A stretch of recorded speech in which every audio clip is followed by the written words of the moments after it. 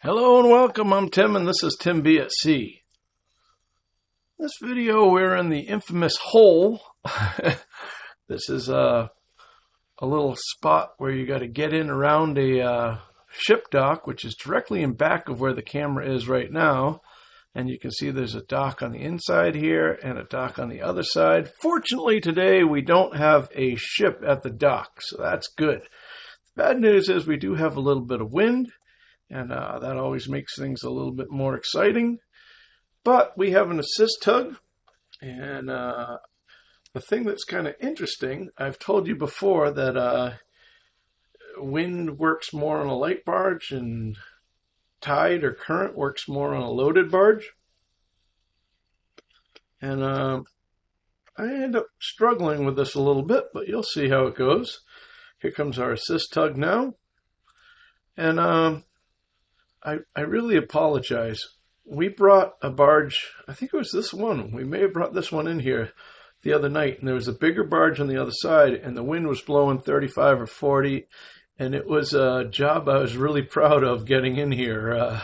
One of those ones that you get to the dock and you kind of say a little prayer of gratitude. Everything went well.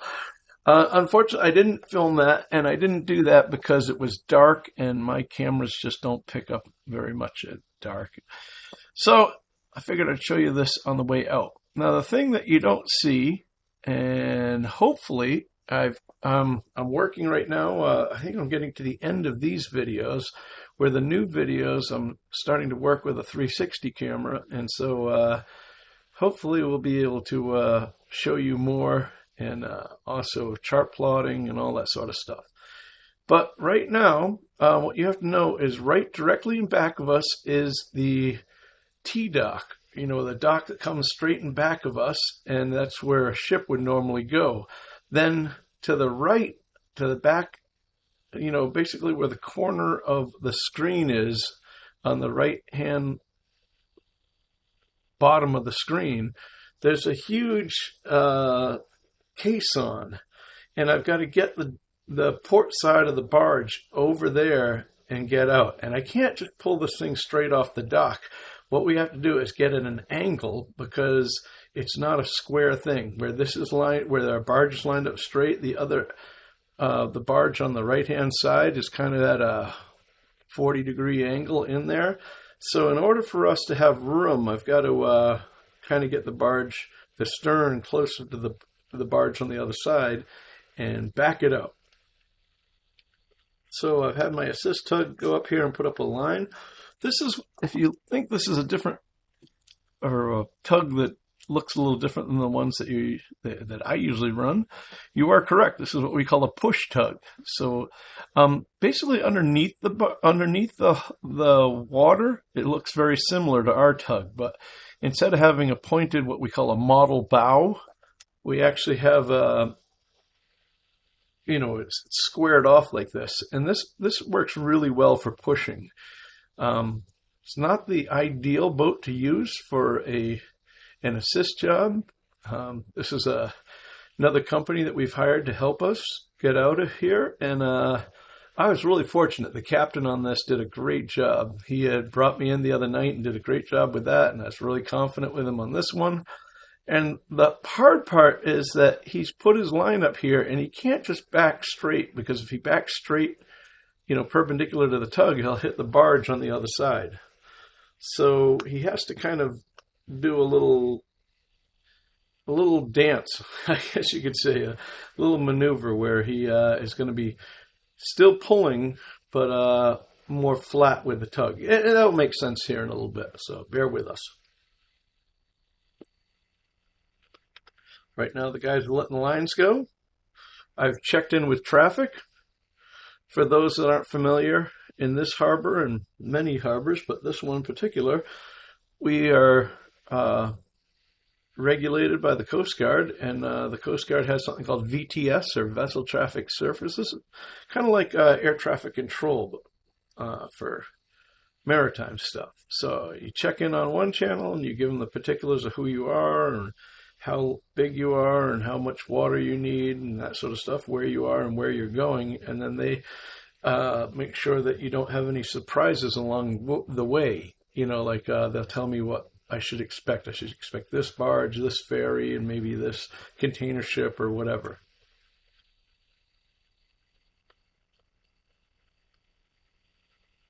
So you can see the guys going up on the port side of the barge. They're letting everything go. Right now I'm having the assist tug work on me, clutch on 2, maybe clutch on 1, just holding us right there while they let everything go. I'm probably all stop right now, and I'll get my rudder hard over to port, and I'll be getting ready to do a left twist. So that would normally pull my bow into the dock. Okay, here we go. It looks like we're falling off. So I probably had the assist tug go all stop, and I'm slowly bringing it off the dock. I have him about midship, and I did that for a reason, because I knew that he'd have to put a lot of line out so he could get flat with us, because there's enough room for us to get out in the way he is right now. By the time we get over there, he's going to have to be flat against or a lot flatter than he is now. Okay, so now I'm bringing everything off. Looks like I'm kind of just walking it a little bit. Bow's coming out more than the stern.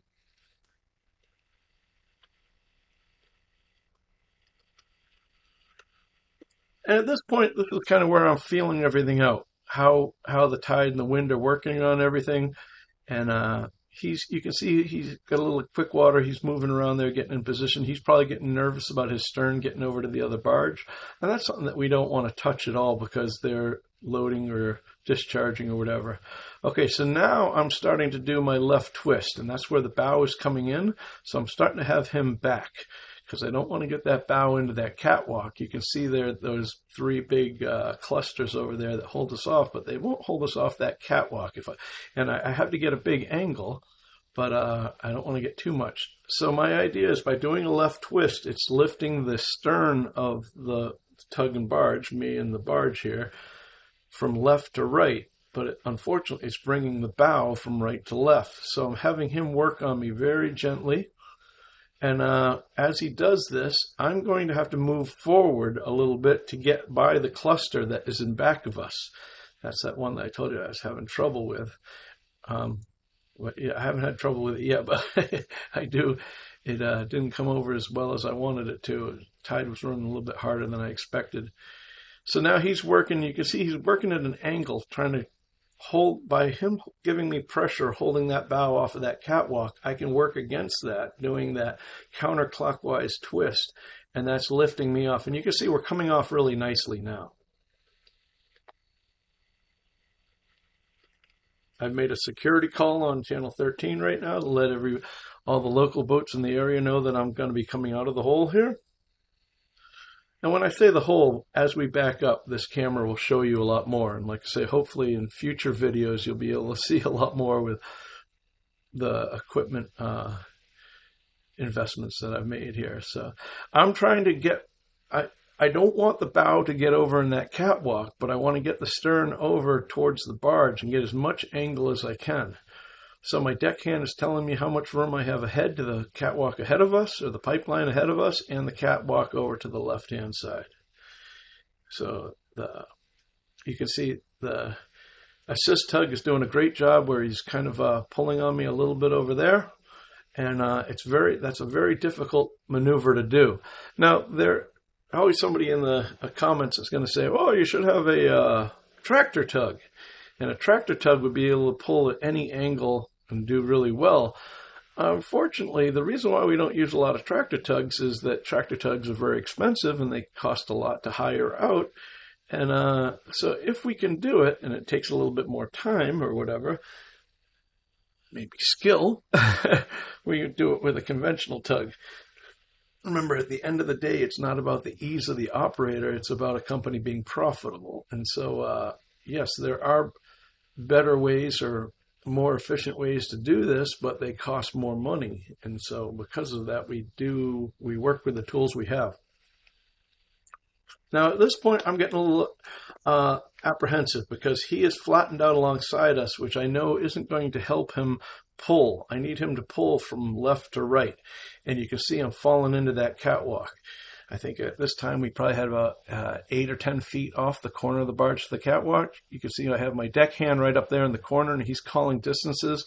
I think the closest we got to was about 6 feet. So as we got over there, I switched my engines to try to twist, and that will hurt my stern. My stern will go from right to left, which is not what I want to do, but it will keep us from going into that catwalk.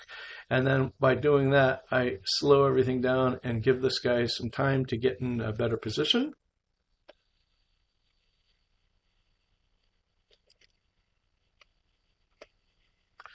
Still closing in on that catwalk, and I'm still working the stern out as much as I can.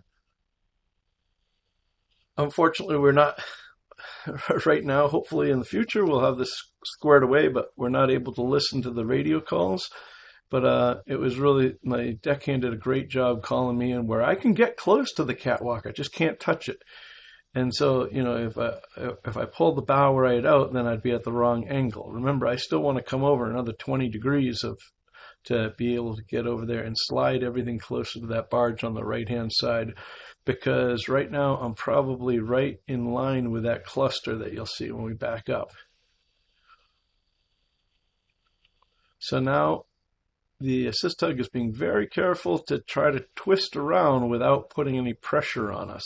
And that's a very difficult maneuver on his part, but he's doing a great job.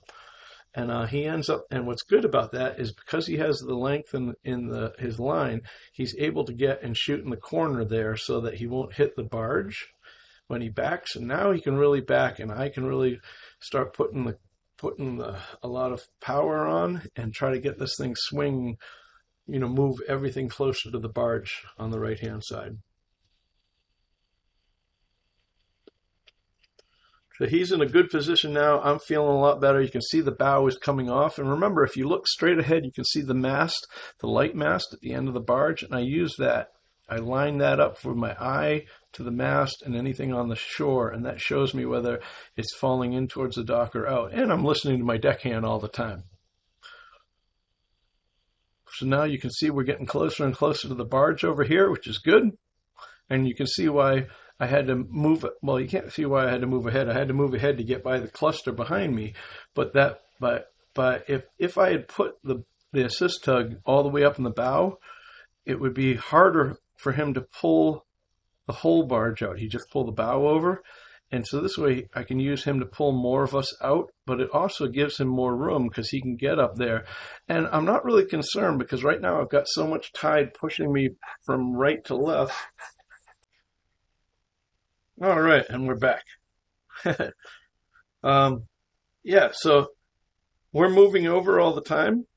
And see, I kind of caught up with him, so he's giving a little... And I'm not worried about coming too close to the barge because, one, the tide is setting me, the current is setting me from right to left.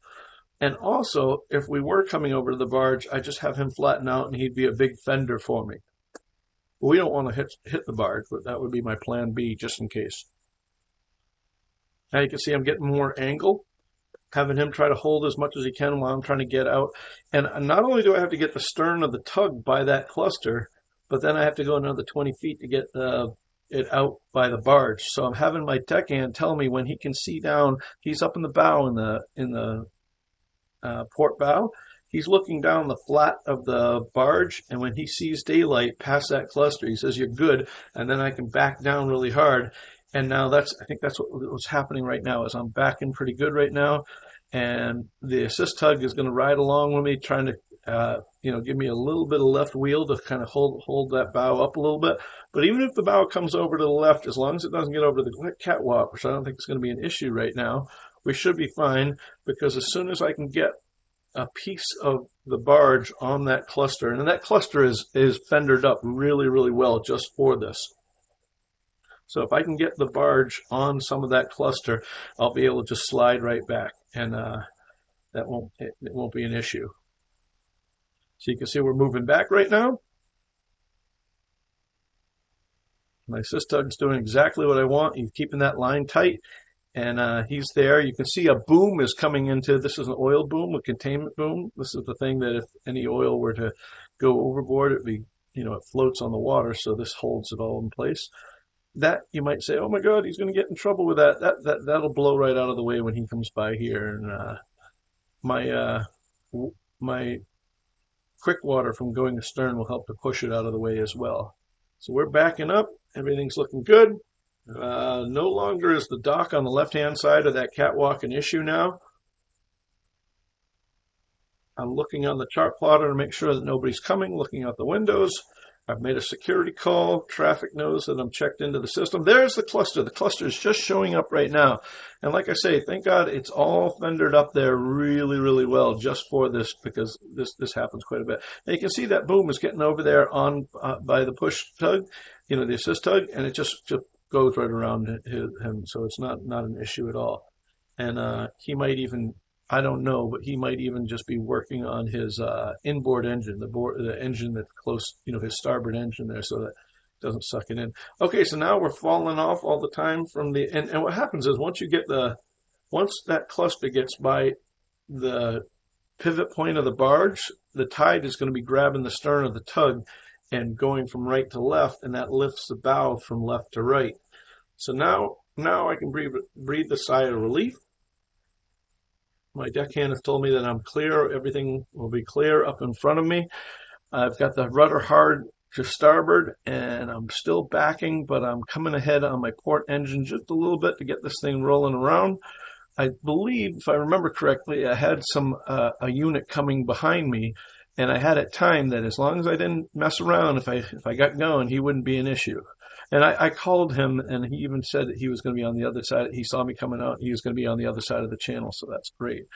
So right now, this is an interesting thing, and this is where having a good assist tug and communicating well really pays off. I am wanting to spin this thing clockwise, from left to right, and the tug is flat alongside me. So they've taken in the line. If he backed out right now, the bow would wipe out half of his boat, as I came by him. So he has to stay there, and I've talked to him and said, yeah, go ahead and work on me if you want to, but he basically has to do a clockwise turn and back away from us. And so the two of us have worked that out. You can see he's sliding up the barge a little bit, and that will help the further he comes up, the less the barge will be coming at him. I'm still being cognizant of what's behind me, and that the outbound unit that's coming behind me as well. And so starting to come ahead, and as I come ahead, that will help him. I say I come ahead with the engines, but you get all this mass moving astern, you still go astern for quite a while. So you can see he's starting to make his move. I'm starting to make my move. And as I turn to the right, he's going to be turning to the right as well, lifting his stern out of the way. And everything is looking good. He's happy. I'm happy. Everybody's safe. And like I say, his line has been taken in. I'll have given him a start and stop time, so his log matches my log. We put everything in the ship's logs. There he goes. Now he's getting out. And as he gets out like that, he'll be able to back away. But if he backed away when he was flat, I would just get up on top of him, and that would be bad. There, he's backing away now. So that's good.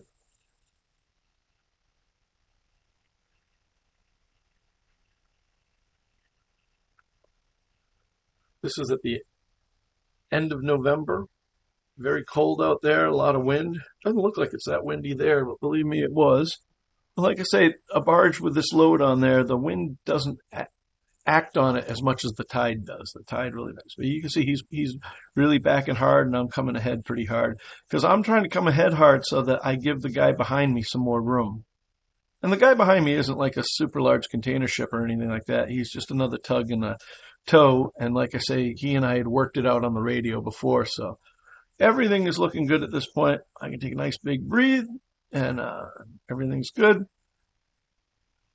I call the deckhand and tell him what our departure time was so that he will pass that along to the tankerman. The tankerman writes it in his log as well. For those that don't know, a ship's log is considered a legal document. So it's really important that the times that I say we were underway is the same time that barge captain says he's underway. And when I say that we started the assist tug's numbers line up with mine as well.